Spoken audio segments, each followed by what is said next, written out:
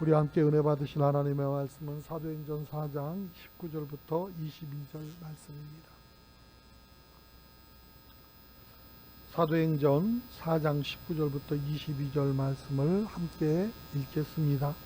베드로와 요한이 대답하여 이르되 하나님 앞에서 너희의 말을 듣는 것이 하나님의 말씀을 듣는 것보다 옳은가 판단하라. 우리는 보고 들은 것을 말하지 아니할 수 없다 하니 관리들이 백성들 때문에 그들을 어떻게 처벌할지 방법을 찾지 못하고 다시 위협하여 놓아 주었으니 이는 모든 사람이 그 된 일을 보고 하나님께 영광을 돌림이라. 이 표적으로 병 나은 사람은 40여 세나 되었더라. 아멘. 주신 말씀 본문에서 무엇을 선택하며 사는가 라는 제목으로 함께 은혜를 나눕니다. 다 같이 해보겠습니다. 무엇을 선택하며 사는가. 아멘. 저와 여러분의 삶은 선택으로 가득 차 있습니다. 아침에 눈을 뜨는 그 순간부터 저녁에 눈을 감을 때까지 몇 시에 일어날 것인가, 어떻게 씻을 것인가, 무엇을 먹을 것인가, 뭐 등등 우리는 끊임없이 선택을 해야 합니다. 물론 일상적인 선택은 늘 하던 대로 하는 경향이 있기 때문에 선택인지도 모르는 경우가 있기는 하지만 엄밀하게 따지면 그것조차 선택입니다. 일반적으로 가능한 몇 개의 행위 중에서 하나를 택하여서 행하든지 아니면은 행위 자체를 완전히 거부하는 능력을 뜻하는 것, 그것을 우리는 선택이라고 합니다. 윤리적 선택에는 옳고 그름, 선함과 악함, 더 나은 것과 더 나쁜 것 등등 양자택일을 할 수가 있습니다.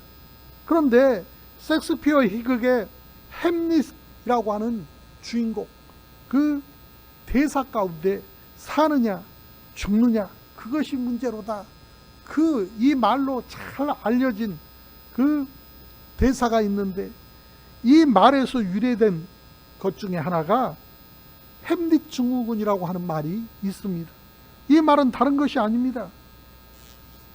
어느 것도 선택을 하지 못하고 미루거나 쉽게 결정하지 못하는 그런 성향을 햄릿 증후군이다, 그렇게 말합니다. 오늘 저와 여러분은 무엇을 선택하고 살아가고 있습니까? 햄릿 증후군에 빠져서 이것도 저것도 결정하지 못하고 상황에 따라 형편에 따라 끌려다니고 있지는 않습니까? 더더군다나 이 세대를 살아가는 믿음의 사람들은 끊임없이 선택해야 하는데 세상 살아가면서 선택하는 것뿐만 아니라 영적인 부분에서도 우리는 끊임없이 선택해야 합니다. 그것은 다른 것이 아닙니다.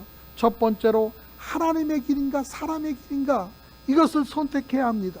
오늘 본문 19절에 보니까 베드로와 요한이 대답하여 이르되 하나님 앞에서 너희 말을 듣는 것이 하나님 말씀을 듣는 것보다 옳은가 판단하라, 그렇게 말씀하고 있습니다. 여기에서 베드로와 요한은 너희 말과 하나님의 말씀을 첨예하게 대립시킴으로써 사내들인의 협박이 하나님의 뜻에 어긋난다고 하는 사실을 강력하게 주장하고 있습니다. 그리고 스스로 판단하라고 말합니다. 그것은 각자 알아서 분별하라는 뜻입니다. 진정 영적인 사람이라면은, 더더군다나 지도자의 위치에 있는 사람이라면은 영적 분별력이 있어야 합니다. 사람들의 눈치를 보고 정치적으로 판단하는 것이 아니라 영적으로 분별해서 판단하라는 것입니다. 그리고 그것을 주장해야 합니다. 너희의 본분이 그것이 아니냐고 대묻고 있는 말이기도 하는 것입니다. 사람의 말보다 하나님의 말씀을 들어야 한다고 하는 결단이야말로 하나님의 사람들이 세상을 살아가는 데 있어서 가장 중요한 원칙이라 생각합니다. 사실 인생을 내 마음대로 살아가는 것 같지만은 속내를 뒤집어 보면은 평생 다른 사람들의 말에 휘둘려서 살아가는 경우가 참으로 많습니다. 어릴 때는 교육열이 강한 부모님의 말씀, 자라면서는 선생님의 말씀, 또 친구들의 이야기가 인생을 좌우하기도 하고, 결혼을 해서는 배우자의 의견이 중요하고, 직장 생활을 하면서는 직장 동료들과 직장 상사와 고객들의 의견에 인생이 이리저리 왔다 갔다 하는 것입니다. 매스컴과 인터넷을 포함한 돌아다니는 소문에도 마구 흔들리기도 합니다. 현명한 사람은 남의 말을 잘 듣는다고 얘기들을 하지만은 남의 말만 듣고 살아가는 사람은 귀가 얇은 사람이고, 이처럼 귀가 얇은 사람은 평생에서 계속해서 갈팡질팡하다가 나중에는 아무것도 남는 것이 없는 인생이 되어지고 마는 것입니다. 저와 여러분의 문제는 이것이 하나님의 뜻이냐 아니면은 이 내 생각, 내 뜻이냐, 이것을 분별할 줄 알아야 됩니다. 어떻게 하면 내 주변 사람들을 만족하게 할까? 이것을 생각하기보다는 어떻게 하면 하나님의 마음에 합당한 삶을 살까? 이것을 고민할 수 있어야 성도인 것입니다. 그래서 좋은 게 좋은 것 아니냐는 식으로 살아가려고 하는 그러한 사람들이 종종 있는데, 그것은 성도의 삶의 모습이라 할 수 없습니다. 주변에 좋은 분들의 이야기를 경청한다고 하는 것, 그것은 나쁜 일이 아닙니다. 그러나 하나님의 사람은 결정적인 순간에는 하나님의 말씀을 듣고 하나님의 뜻대로 결정해야 한다는 것입니다. 인간으로서 할 수 있는 준비와 공부는 다 해놔야 하지만은 마지막 결정은 기도하면서 하나님의 음성을 듣고 해야 한다는 것입니다. 다들 이래라 저래라 말들은 참 그럴싸하게 잘합니다. 그럼에도 불구하고 그 결과에 대해서는 아무도 책임져 주지 않습니다. 결국은 그 결과는 오롯이 자기 혼자 감내해야 되고 자기 혼자 그대로 받아 그 책임을 져야 하는 그러한 것이 인생이기 때문에 그런 것입니다. 오직 하나님만이 말씀에 책임을 져주시고 저와 여러분을 끝까지 돌봐주십니다. 사실 저는 목회자로서 하나님을 기쁘시게 할 것인가, 사람을 기쁘게 할 것인가, 이 부분에 대해서 이 딜레마 때문에 계속해서 항상 싸울 수밖에 없습니다. 물론 둘 다 동시에 할 수 있는 길이 있다면 그 길이 최선의 길이겠지만은 둘 중 하나를 선택해야 할 경우에는 말할 수 없이 고통스러운 것입니다. 목양의 마음으로 될 수 있는 대로 교인들의 다양한 목소리에 귀를 기울이고 또 할 수 있는 한 사람들을 만족시켜 주려고 하는 그런 성향이 저에게도 있습니다. 나도 사람이기 때문에 성도들이 싫어하고 부담스러워하는 일을 하고 싶은 마음은 별로 없습니다. 그러나 때로는 일부 사람들이 좋아하지 않을지라도 하나님의 뜻이라고 하는 확신이 생기면 묵묵히 누가 뭐라고 하든 하나님의 뜻대로 결정해야 할 때가 있습니다. 그 일로 인해서 비난도 받고 오해를 산다 할지라도 인내하면서 그 길을 가다 보면 세월이 지나 하나님께서 영광 받으셨다고 하는 사실을 알게 되는 것입니다. 데살로니가전서 2장 4절에 보니까 오직 하나님께 옳게 여기심을 입어 복음을 위탁받았으니 우리가 이와 같이 말함은 사람을 기쁘게 하려 함이 아니요 오직 우리 마음을 감찰하시는 하나님을 기쁘시게 하려 함이라, 그렇게 말씀하고 있습니다. 물론 목회자가 자신의 어떤 일방적인 독선을 하나님의 뜻이라고 밀어붙이기만 해서도 안 됩니다. 때로는 하나님께서 좋은 믿음의 사람들을 통해서 내게 말씀하시기도 하시기 때문에 그분들의 이야기를 경청하고 지혜롭게 받아들여서 연구도 해야 하는 것이 맞습니다. 그러나 기도 끝에 하나님의 길이라고 하는 확신이 올 때는 외로울지라도 때론 힘들지라도 그 길을 가야 할 때가 있습니다. 일시적으로 오해를 받고 억울한 욕을 먹는 한이 있어도 말입니다. 내가 하나님께 좋게 하랴 사람에게 좋게 하랴, 여기에서 사람은 사실은 다른 사람을 칭하는 그런 것이기도 하지만은 그 동시에 나 자신일 때도 있습니다. 저와 여러분은 항상 자기 자신에게 익숙하고 편하고 좋은 것을 하려고 하는 그런 습성이 알게 모르게 배어 있습니다. 누가 가르쳐 주지 않아도 사람은 참 이기적입니다. 목사인 저도 예외가 아닙니다. 저 역시 마찬가지입니다. 이 얘기를 하다 보니까 이 경상남도 거창군에 소재한 거창고등학교 이 정신, 학교 정신이 생각이 납니다. 이 거창고등학교는 이 지방에 있는 학교지만은 명문사학으로 아주 유명한 그러한 명문학교입니다. 그래서 40~50% 이상을 그 인류 대학, 명문대학에 입학시킬 정도로 아주 공부들도 잘하고 뚜렷한 정신을 가진 학교로 유명하죠. 너무 많이 알려져 있기 때문에 한두 번씩은 다 들어본 얘기겠지만은 이 거창고등학교에서 학생들을 가르칠 때에는 세상이 말하는 성공의 기준, 성공의 범위를 뛰어넘어서 어떤 십자가 정신, 광야 정신을 끊임없이 가르치고 있다는 것입니다. 이 학교에서 졸업을 할 때 학생들에게 주는 그러한 직업 선택 10계명이라고 하는 것이 있다고 하는 것입니다. 그 내용을 가만히 들여다보면 저절로 고개가 갸우뚱거리게 되어집니다. 왜 그러냐면 우리가 생각하는 것과 너무 거리가 멀기 때문에 그렇습니다. 직장을 선택할 때 어떻게 선택할 것인가? 그 10가지를 담은 내용인데 그 내용이 이렇습니다. 첫 번째로 월급이 적은 쪽을 선택하라. 두 번째로 내가 원하는 것이 아니라 나를 필요로 하는 것을 택하라. 세 번째가 승진의 기회가 거의 없는 것을 택하라. 네 번째가 모든 조건이 주어진 것을 피하고 처음부터 시작해야 하는 학무지를 택하라. 다섯 번째로 앞을 다투어 모여드는 곳은 절대로 가지 말라. 아무도 가지 않는 곳으로 가라. 여섯 번째, 장래성이 전혀 없다고 생각되는 곳으로 가라. 일곱 번째, 사회성, 존경과 같은 건 바라볼 수도 없는 곳으로 가라. 여덟 번째, 한가운데가 아니라 가장자리로 가라.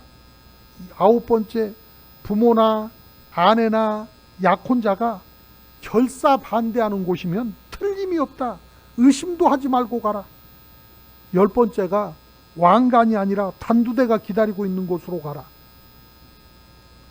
그렇게 다짐을 하고 그렇게 가르치고 이 학생들은 사회생활을 시작합니다. 참 충격적이지 않습니까? 이 충격적인 직업 선택 10계명은 독실한 기독교 신자인 창립자 고 전영창 교장 선생님의 신앙, 신념에서 나온 것입니다. 고 전영창 선생님은 하나님께서 원하시는 삶을 살 때는 반드시 사탄의 시험이 있다.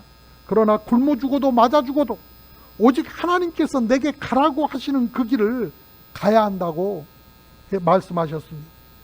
정말 이런 기준으로 직업을 선택할 수 있는 사람이 몇 명이나 될까 생각해 봅니다. 오늘날 한국 크리스찬들이 세상 속에서 이와 같은 몸부림이라도 쳐본다면 세상이 교회를 바라보는 눈이 달라지지 않을까 그런 생각이 들기도 합니다. 고린도전서 1장 18절에 보니까 십자가의 도가 멸망하는 자들에게는 미련한 것이요 구원받는 우리에게는 하나님의 능력이라고 했습니다. 그러므로 오늘 저와 여러분이 십자가의 미련한 것을 선택할 수 있게 되어질 때 하나님의 능력을 경험하고 하나님의 인도하심을 얻게 될 줄로 믿습니다. 두 번째로 하나님의 메시지인가 세상의 메시지인가를 분별하고 선택해야 한다는 것입니다. 오늘 본문 20절에 보니까 우리는 보고 들은 것을 말하지 아니할 수 없다고 말하고 있습니다. 사도들이 전한 복음은 자기 자신들이 직접 목격하고 체험한 것들입니다. 요한일서 1장 1절에 보니까 태초에 있는 생명의 말씀에 관하여는 우리가 들은 바요 눈으로 본 바요 자세히 보고 우리의 손으로 만진 바라 그렇게 말씀하고 있는데 누구에게서 들은 말을 옮긴다든가 아니면 책에서 읽은 지식을 가지고 아는 것이 아니고 내가 직접 만나고 내가 직접 경험하고 체험한 그 예수 그리스도를 남에게 전하게 되어지면 그 말씀에, 그 복음에 자신감, 확신감이 있고 당당하기 때문에 그 말에 위력이 나타나는 것입니다. 예수님을 체험한 다음에 내 가슴 속에서 끓어오르는 성령의 불로 전하게 되어지면 가정이 변화되어지고 일터가 변화되어지고 삶이 바뀌는 것은 어쩌면 당연한 것입니다. 그렇기 때문에 복음은 내가 확실히 체험해야 전할 수가 있는 것입니다. 많은 성도들이 전도하러 가자 그러면 신앙생활을 10년, 20년 해도 다 도망가 버립니다. 그런데 엊그저께 예수 영접하고 처음 결신한다고 지난 주일에 일어선 사람도 전혀 스스럼 없이 전도하는 길에 따라 나섭니다. 그 차이는 간단합니다. 남의 이야기로 듣고 책으로 보고 아는 그런 신앙이 아니라 내가 체험한 사람은 내가 지난 주일에 결신을 했건 10년 전에 결신을 했건 상관없이 내가 만나고 내가 경험한 예수 그리스도를 힘있게 전하게 되어지는 것입니다. 예를 들어서 골로새서 3장 22절에 보니까 사도 바울이 종들아 모든 일에 육신의 상전들에게 순종하되 사람을 기쁘게 하는 자와 같이 눈가림만 하지 말고 오직 주를 두려워하여 성실한 마음으로 하라. 이와 같이 설교를 해야 될 때 사도 바울이 목회를 하던 이 초대교회의 절반 가까이가 다 노예들이었습니다. 이 말씀을 들었을 때 그 노예들이 즐거워했을까요? 기뻐했을까요? 그런데도 불구하고 사도 바울은 그렇게 설교를 했어요. 세상에서 주인들에게 무시당하고 착취당하고 교회에서나마 그나마 위로받아 보겠다고 하늘의 위로를 얻어보겠다고 달려나와서 무슨 말씀을 주시려나 기대하고 있는데 그런 성도들에게 그들의 형편과 사정을 너무나 잘 아는 목회자 입장에서 이와 같이 설교한다고 하는 거 절대로 쉬운 것 아닙니다. 그럼에도 불구하고 사도 바울은 성령이 주시는 감동을 따라 설교를 했습니다. 시간이 지나면서 로마 제국의 지도층들은 크리스찬의 자기가 데리고 있는 크리스천들에게, 자기가 종으로 데리고 있는 크리스천들에게 감동하기 시작합니다. 같은 종이라도 예수 믿는 종들은 다르더라는 것입니다. 왜요? 말씀 설 때마다 주의 종이 그렇게 가르쳤기 때문에 누구보다도 성실하게, 누구보다도 정말로 그 주인을 위해서 충성하고 진실하게 마음을 다해서 힘을 다해서 일하는 모습을 경험했기 때문에 그들이 결국은 감동해서 예수 그리스도를 주로 받아들이게 되어지고 결국은 그렇게 핍박만 하던 로마 제국이 기독교 국가로 뒤바뀌는 놀라운 역사의 반전을 만들어내는 것을 보게 되어집니다. 설교는 하늘의 메시지를 땅의 소리로 전달하는 작업입니다. 선포하는 것이지 가르치는 것이 아닙니다. 목에 칼이 들어와도 말씀 붙들고 성령님께서 보고 듣고 느끼게 해주는 그대로를 선포하고 전할 수 있어야 하는 것이 그것이 설교입니다. 본문 21절에 관리들이 백성들 때문에 그들을 어떻게 처벌할지 방법을 찾지 못하고 다시 위협해서 놓아주었으니 이 모든 사람이 그 된 일을 보고 하나님께 영광 돌림이라 그렇게 말씀하고 있어요. 산에 들인 지도자들은 지켜보고 있는 수많은 사람들, 이 백성들 때문에 베드로와 요한을 어떻게 하지 못하고 처벌을 하지 못했습니다. 종교 지도자들은 하나님의 뜻보다는 늘 민심, 백성들이 어떻게 생각하느냐, 그것이 더 무서웠습니다. 하나님을 섬긴다는 사람들이, 그것도 앞장서서 지도자급에 있는 사람들이, 그 누구보다도 하나님의 뜻을 먼저 구해야 할 사람들이 하나님은 안중에도 없고 세상만, 사람만 그 마음의 중심에 있어서 그들에 의해서 좌우되어지는 모습을 우리는 보게 되어집니다. 하나님이 계시지 않고 사람에 따라서 아무도 책임져 주지 않는 사람의 말에 의해서 우지자지 되어지고 결정되어지기 때문에 이들은 이렇게 무기력하게 물러설 수밖에 없는 삶이 되고 마는 것입니다. 예수님을 잡아들여서 불법 재판을 하고 신문을 거쳐서 죽일 수 있었던 사내들인 공회의 지도자들입니다. 그러니 베드로와 요한 정도 뭐 아무것도 그들을 잡아 죽이는 거 일도 아닙니다. 그런데 이번에는 예수님을 잡아 죽일 때하고는 경우가 다르다는 것이 문제입니다. 왜 그런 거 아니?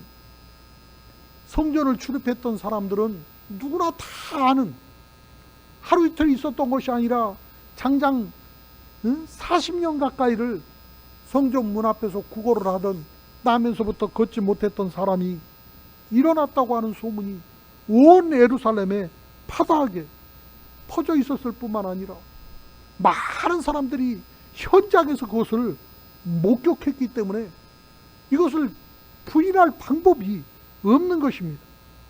이렇게 사람들의 이목이 쏠린 재판을 자기들 마음대로 대충 자기들 유리할 대로 밀어붙였다가는 도저히 회복할 수 없는 그런 타격을 입을 것이라고 하는 판단을 했기 때문에 그들은 이도저도 이렇게도 저렇게도 할 수 없어서 베드로와 요한을 겁박하고 협박하면서 놓아줄 수밖에 없게 되어진 것입니다. 어떻게든 처벌을 하고 싶었겠지만 어떻게 처벌을 해야 할지, 어떤 명분으로 처벌을 해야 할지 그것을 방법을 찾지를 못한 것입니다. 그들이 합법적인 범위 안에서 뭔가를 하는 척이라도 해야 할 것인데 베드로와 요한을 처벌할 그 어떤 빌미도 그들이 찾지를 못한 것입니다. 성령의 사람에게는 사탄이 핍박의 칼을 들고 위협을 하고 몰려왔다가도 감히 공격할 틈을 찾지를 못하고 도망가버리고 마는 것입니다. 손자병법에도 보면은 나의 전투력이, 나의 힘이, 나의 전력이 상대도 안 되는, 안 될 만큼 막강하면은 어떤 적도 감히 나에게 싸우려고 엄두를 내지 못한다. 그런 말이 있습니다. 영적 전쟁도 마찬가지입니다. 내가 영적으로 무장되어 있으면 사탄이 감히 도전하지 못합니다. 사탄이 공격하러 왔다가도 저와 여러분과 함께하고 계시는 성령님에게 그 성령님의 임재하심을 발견하게 되어지면 그저 꼬리 내리고 도망갈 수밖에 없는 것입니다. 결국은 그들이 취할 수 있는 유일한 방법이 무엇입니까? 다시 힘으로 위협하는 것밖에는 없습니다. 21절에 위협하다 하는 그 말이 반복해서 또 나옵니다. 할 말 없는 사람들은 항상 폭력에 의존하게 되어 있습니다. 사내들이는 위협을 한 뒤에 사도들을 힘없이 놔줄 수밖에 없었습니다. 그러나 이것은 당장 뜨거운 상황을 피해 가려고 나가려고 하는 어떤 미봉책에 불과한 그런 모습인 것입니다. 사도행전 7장, 8장을 보면은 후에 초대교회의 영향력이 커지니까 금세 다시 사도들을 핍박하는 모습들이 보이기 시작하지 않습니까? 하지만 당장은 도저히 사도들을 감당할 수가 없기 때문에 놓아줄 수밖에 없었던 것입니다. 얼마나 통쾌합니까? 성령의 임재와 권위가 너무나도 강렬하기 때문에 감당할 수가 없어서 놓아줄 수밖에 없었던 것입니다. 오늘 저와 여러분을 집요하게 공격해오는 더럽고 가악한 어둠의 세력들이 저와 여러분을 공격하지 못하고 떨어져 나갈 것을 선포할 수 있기를 원합니다. 세 번째로 진짜 복음의 열매가 무엇인가를 분명히 오늘 본문은 말하고 있습니다. 오늘 본문 22절에 이렇게 말합니다. 이 표적으로 병 나은 사람은 40여 세나 되었더라.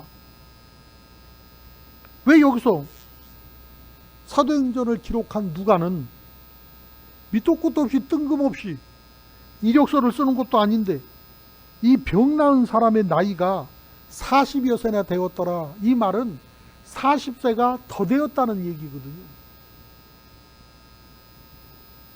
나면서부터 국어대서 국어란 지 40년. 그러니 정확하게 생일은 모르겠지만 어려서부터, 아주 어려서부터 국어대에 있었으니까 40년 동안 있었으니까 41살이 됐던 2살이 됐던 39이 됐던 38이 됐던 하여간 자기들이 계산하기로는 40여 세, 40년은 넘었다 그 말이야. 그 말 아닙니까? 이 말은 무엇을 말하는 것일까요? 이 사람은 말씀드린 것처럼 나면서부터 걷지 못했던 그런 사람입니다. 그냥 걷기가 조금 불편한 그 정도가 아니고 아예 일어날 수조차 없었던 사람이었습니다. 무슨 말이냐면 40년 동안 불구의 세월을 보낸 그 사람이 치유되어진 이 놀라운 것은 이 인간의 능력으로는, 사람의 방법으로는 도저히 불가능한 상황이 일어났다고 하는 것을 다시 한번 강조하기 원해서 40년 동안 걷지 못했던 사람이 이와 같이 회복되어져서 하나님 앞에 영광 올려드렸고 하나님의 영광을 위한 증거가 되었다고 하는 것을 말하고 있는 것입니다. 스가랴서 4장 6절에 보니까 이는 힘으로 되지 아니하면 능력으로 되지 아니하고 오직 나의 영으로 되느니라 말씀하신 것처럼 이것을 깨닫고 이 사건을 보고 이 사건을 들은 사람들이 하나님 앞에 영광 올려 드리게끔 하는 것이 목적인 것입니다. 세상은 애당초 하나님과는 상대가 되지 않습니다. 압도적인 능력의 차이가 있습니다. 교회는 바로 이 위대하신 하나님을 체험하고 선포해야 합니다. 진짜 성령의 역사는 하나님께 영광을 돌리는 것으로 결론이 나는 것입니다. 아무리 좋은 일을 해도 그 결과로 사람이 돋보이고 사람이 영광받고 끝난다면은 그것은 성령의 역사가 아닙니다. 사도행전을 가만히 보면 성령의 역사가 일어날 때마다 사람들이 하나님께 영광을 돌리는 일이 계속해서 생기는 것을 보게 되어지는 것입니다. 오늘도 저와 여러분의 삶 안에, 저와 여러분의 가정 안에, 일터 안에, 몸된 교회 안에 하나님께 영광 올려드리는 일이 계속해서 생겨나기를 원합니다. 그 결과로 가정이 평안하고 일터가 일할 만나는 일터가 되어지고 교회가 크게 부흥하게 되어지고 많은 사람들이 하나님을 인정하고 하나님 앞에 영광 올려드릴 수 있게 되어지는 것입니다. 그저 교회가 단순히 규모만 커지는 것이 아니라 그 교회에 하나님의 영광이 넘쳐나야 하는 것입니다. 그 교회에 속한 가정들이 하나님의 영광으로 넘쳐나야 합니다. 그 교회에 속한 사람들이 꾸려나가는 사업장이, 섬기는 직장이 하나님의 영광으로 넘쳐나야 하는 것입니다. 그래야 사람들이 예배에 참여해보고 싶고 또 그래야 예수 믿는 것에 대한 관심을 갖고 천국의 소망을 품기 시작하는 것입니다. 그래서 자연스럽게 나도 자기 따라서 교회 가면 안 돼? 이 얘기가 자연스럽게 나올 수 있게 만들어야 하는 것이 저와 여러분의 사명입니다. 사람들이 교회에 한번 참석해보고 그 사람을 어려서부터 친구라 잘 알고 있는데 이 사람이 교회에 나가서 이렇게 변화되어졌구나 하는 것을 느끼면 세상에 있던 친구들도 처음에는 핍박을 하려는지 모르지만은 자연스럽게 따라 나오게 되어 있는 것입니다. 왜요? 마음 안에서 이 사람이 이렇게 변화하더니 이 교회는 정말로 하나님이 살아 역사하시는 곳이구나, 하나님이 살아계시는구나, 이것을 느끼기 때문에 그렇습니다. 세상 그 어디에도 볼 수 없는 능력과 하나님의 사랑이 느껴지기 때문에 그런 것입니다. 오늘도 저와 여러분의 삶을 통해서 예수 그리스도가 보여지고, 저와 여러분이 때로는 손해를 보고 핍박을 당하고 때로는 불리할지라도 내가 보고 들은 것을 전하지 않을 수 없다. 나는 세상과 하나님을 선택하라면 내가 때론 손해를 보고 어려움을 당한다 할지라도 하나님 편에서 하나님을 기쁘시게 하는 것을 선택하겠노라고 결단하는 것을 마치 세상에 선포라도 하듯 우리는 삶을 통해서 보여주는 삶을 살아가야 하는 것입니다.